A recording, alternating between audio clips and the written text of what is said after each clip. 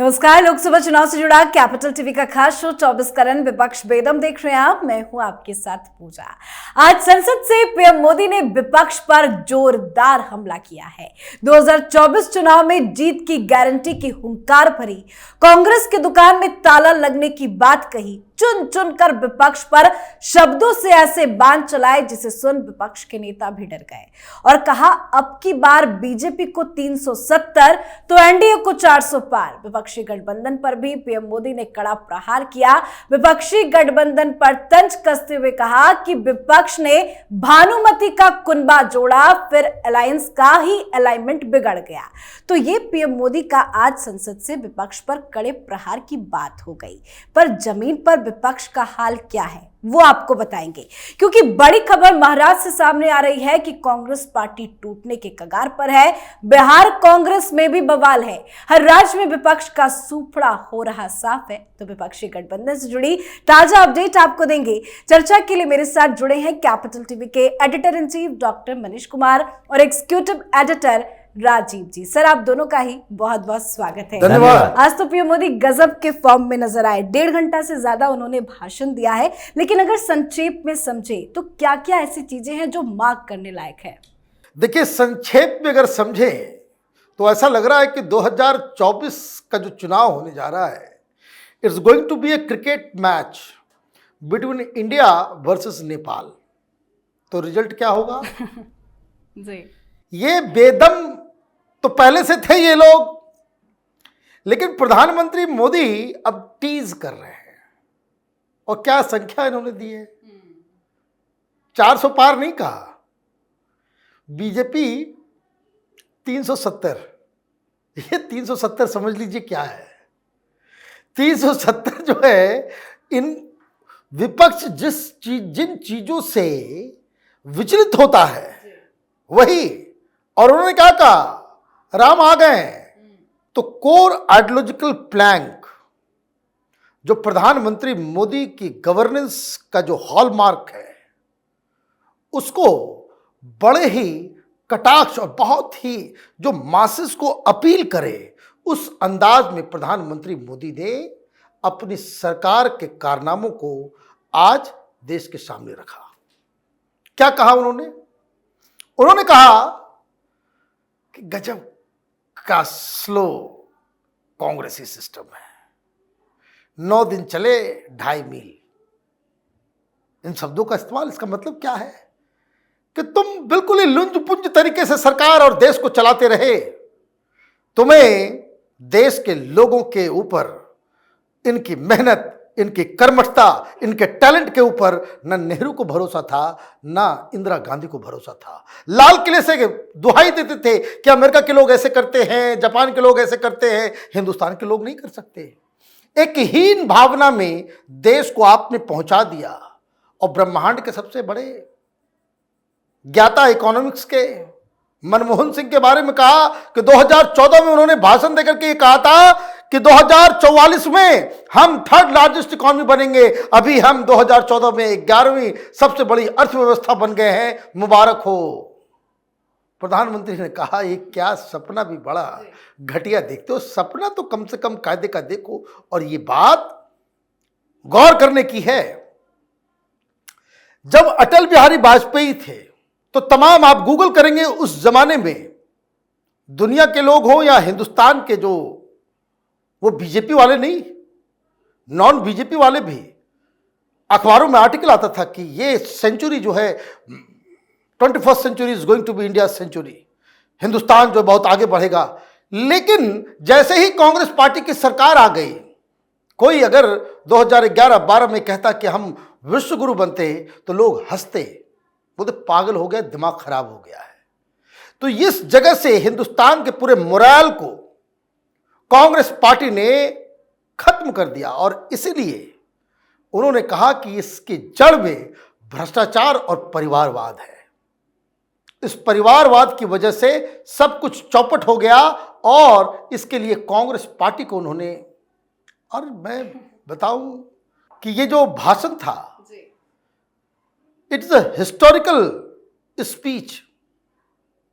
किस तरीके से अपनी सरकार की उपलब्धियों को जनता के सामने रखा जाए, ये पब्लिक स्पीकिंग कोर्स के लिए आने वाले 50 साल बाद भी लोग उसकी क्लास में पढ़ाएंगे कि इस तरह से कम्युनिकेशन स्किल होना चाहिए किसी भी नेता का। बिल्कुल राजीव सर, आपने भी पीएम मोदी का पूरा भाषण सुना होगा, और अगर हमारे दर्शक ने नहीं सुना तो आप सभी को बता दें कि आप पीएम मोदी का पूरा भाषण कैपिटल टीवी में देख सकते हैं। सर, मेरा सवाल आपसे है, 1.5 घंटे से ज्यादा का भाषण, आपके हिसाब से क्या वो बड़ी बातें रही जो विपक्ष के लिए बहुत बड़ा करारा तमाचा रहा? पीएम मोदी ने जो संकेत दिए अर्थव्यवस्था को लेकर, पहले और अब की स्थिति, कांग्रेस के उन कामों को लेकर और आगे आने वाले समय में भारतीय जनता पार्टी की सरकार की प्लानिंग को लेकर कि हम क्या करने वाले हैं, क्या बदलने वाले हैं, अवधारणा बदलेंगे।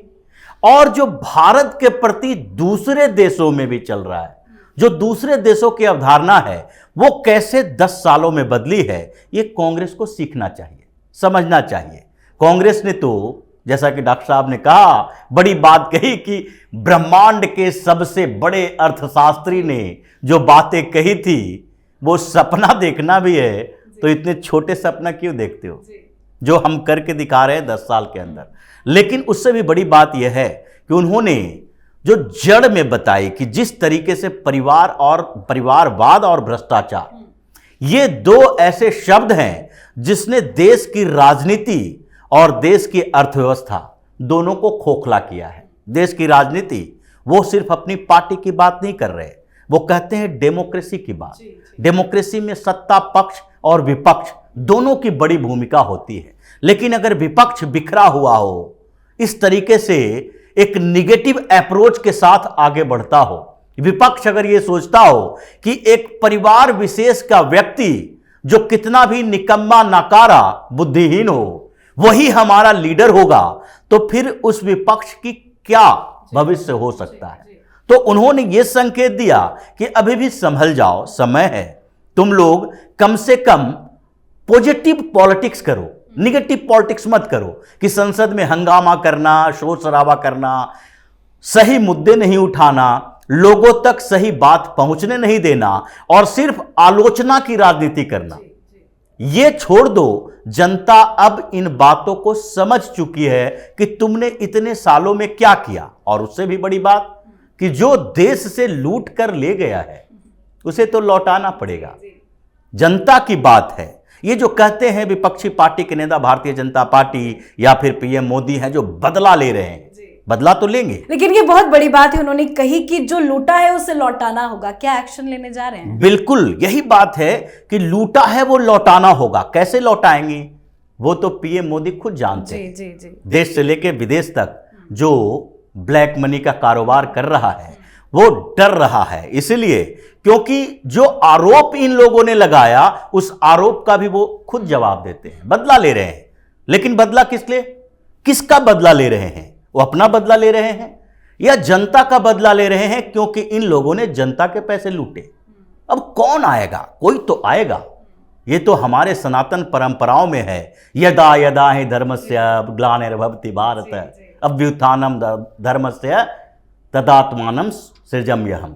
मतलब जब जब अधर्म बढ़ेगा, धर्म की हानि होगी, किसी न किसी को तो नेतृत्व करना पड़ेगा इन विधर्मियों को खत्म करने के लिए। तो जनता के प्रतिनिधि के तौर पर वो तो ये करने के लिए तैयार हैं कि हम सारे तुम्हारी आलोचनाओं को पी लेंगे, बदला सही, बदला कहोगे बदला लेंगे, लेकिन फिर भी हम इंसाफ करेंगे, चोरों को छोड़ेंगे नहीं। बिल्कुल, भ्रष्टाचार के मुद्दे पे वो काफी गुस्से में भी नजर आए और उनके भाषण से लगता है कि जल्द कुछ बड़ा एक्शन भी होगा, जो कि पिछले कई दिनों से हो भी रहा है। लेकिन अलग अलग राज्यों में विपक्ष की बात करें तो ये बिहार में क्या चल रहा है? कांग्रेस पार्टी को क्या अपने विधायकों पे भरोसा नहीं है कि सभी को हैदराबाद में शिफ्ट कराया गया? देखिए, कई सारे राज्यों से खबर आ रही है। जी। महाराष्ट्र हो तो झारखंड हो तो बिहार हो, हर जगह जो विपक्षी खेमा जो है वहां हाहाकार मचा हुआ है। अब जब प्रधानमंत्री कह रहे हैं भाई 400 सीट लेकर के आएंगे, तो आदमी वो 400 वाले डब्बे में बैठेगा कि जो नैया डूब रही है उस पर सवारी करेगा। और जब जहाज डूबता है तो चूहे भागते हैं, वही भगदड़ मचा हुआ है। वही भगदड़ है। अभी देखिए, इतने दिनों के बाद गला साफ हुआ थोड़ा सा उद्धव ठाकरे का। कह रहे हैं कि प्रधानमंत्री मोदी जी, हम आपके दुश्मन नहीं हैं। हाहाकार मच गया और खबर आ गई महाराष्ट्र में कि 14-15 विधायक जो है वो पलटी मारने वाला है। सब मारेंगे पलटी। Democracy is all about people's mandate. जनता किसके साथ खड़ी है। आप अलग बिगुल बजाएंगे तो उससे नहीं होगा। इस 70-80 सालों में वामपंथियों का क्लासिकल एग्जाम्पल है। ये रोटी भी खाते हैं तो उसका भी नाम दे देंगे पीपुल्स ब्रेड। पार्टी से लेकर के सारी चीजें पीपल पीपल पीपल पीपल करेंगे कि अपने आप को जनता का रिप्रेजेंटेटिव बताएंगे। जनता ने लात मार दिया, गड्ढे में गिर गए, खत्म हो गए।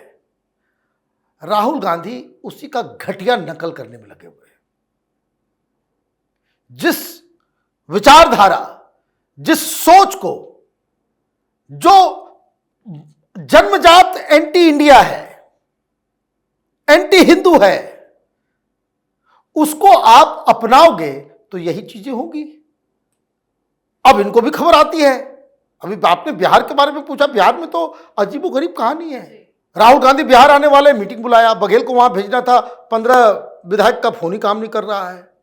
भाई एंटीना खड़ा हो गया कि कहीं लोटस तो नहीं चला गया। लोटस से बड़ा प्रॉब्लम है इनको। तो लोटस ढूंढने निकले, फिर बुलाया सबको।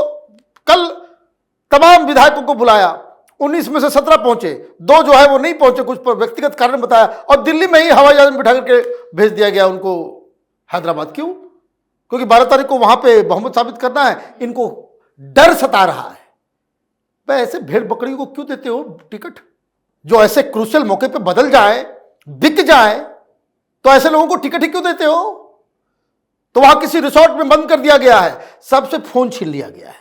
बताइए, मोहब्बत की दुकान है, इसलिए प्रधानमंत्री मोदी ने कहा कि मोहब्बत की दुकान लूट गया। कह रहे हैं ताला लगने वाला है। ताला लग गया, और ताला लगा दिया इन लोगों ने कमरे में कि कोई बाहर नहीं जाएगा।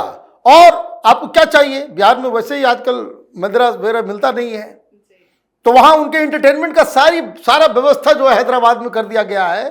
और यहाँ बीजेपी वाले बोल रहे हैं कि आओ पटना आओ, पटना आने के बाद तो वोट तो पटना में ही डालना पड़ेगा। तो ये बता रहा है कि एक तरफ what we have, a leader, a vision, a commitment, hard working people, एक ऑर्गेनाइज्ड पॉलिटिकल पार्टी, एक इलेक्शन मशीन, और दूसरी तरफ क्या है पता ही नहीं चल पा रहा है क्या है।